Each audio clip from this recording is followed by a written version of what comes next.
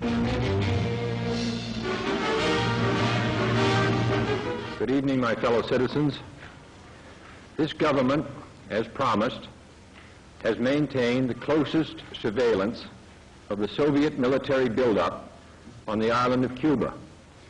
Within the past week, unmistakable evidence has established the fact that a series of offensive missile sites is now in preparation on that imprisoned island.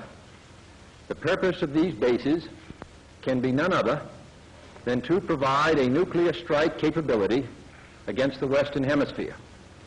Only last Thursday, as evidence of this rapid offensive buildup was already in my hand, Soviet Foreign Minister Gromyko told me in my office that he was instructed to make it clear once again, as he said his government had already done, that Soviet assistance to Cuba, and I quote, pursued solely the purpose of contributing to the defense capabilities of Cuba, unquote. That, and I quote him, training by Soviet specialists of Cuban nationals in handling defensive armaments was by no means offensive. And that if it were otherwise, Mr. Gromyko went on, the Soviet government would never become involved in rendering such assistance, unquote. That statement also was false.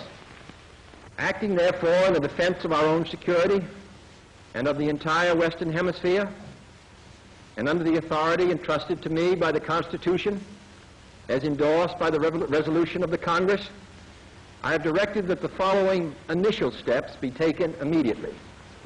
To halt this offensive buildup, a strict quarantine on all offensive military equipment under shipment to Cuba is being initiated. All ships of any kind bound for Cuba, from whatever nation or port, where they're found to contain cargoes of offensive weapons, be turned back.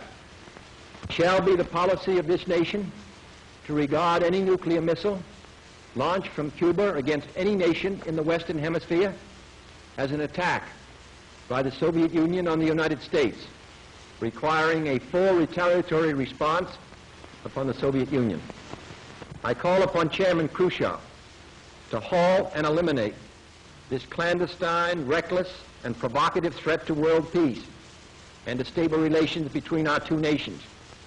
I call upon him further to abandon this course of world domination and to join in an historic effort to end the perilous arms race and to transform the history of man. Our goal is not the victory of might, but the vindication of right. Not peace at the expense of freedom, but both peace and freedom here in this hemisphere, and we hope around the world. God willing, that goal will be achieved.